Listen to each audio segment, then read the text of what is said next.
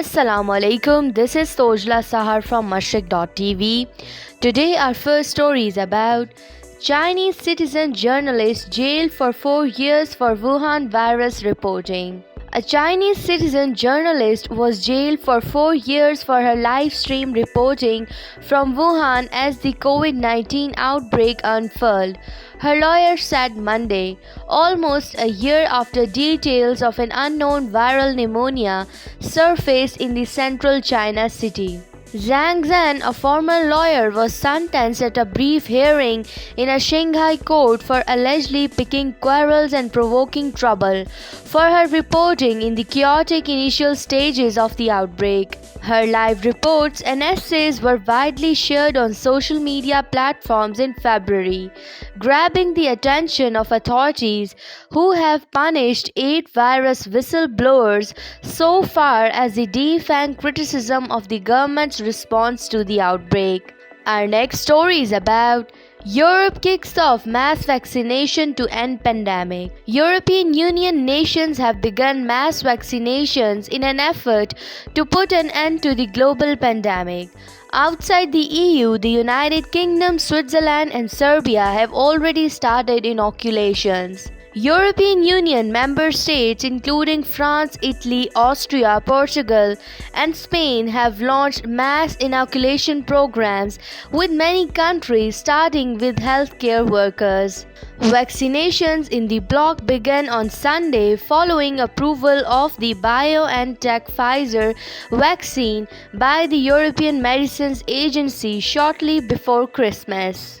Our next story is about Syrian refugee camp burned to ground in the northern Lebanon.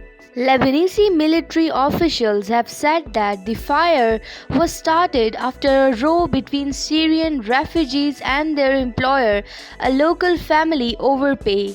An investigation is going on. More than 300 refugees were forced to flee when their camp in northern Lebanon was set ablaze after a row between members of the camp and a local family, United Nations and Lebanese officials said Sunday.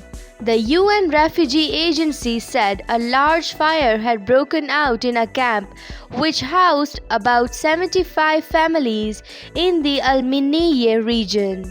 Our last story for today is about top Egyptian officials visit Tripoli for the first time in years. Egypt is wary of Turkey's continued support for the internationally recognized government of national accord and continued instability in the region. A delegation of Egyptian diplomats and intelligence officials visited the Libyan capital on Sunday. Headed by Ayman Badia, the deputy chief of the General Intelligence Service, they met with senior officials of the North African countries' internationally recognized Government of National Accord, including Interior Minister Fatih Bashagha and Head of Intelligence in Western Libya Imad Tripolsi.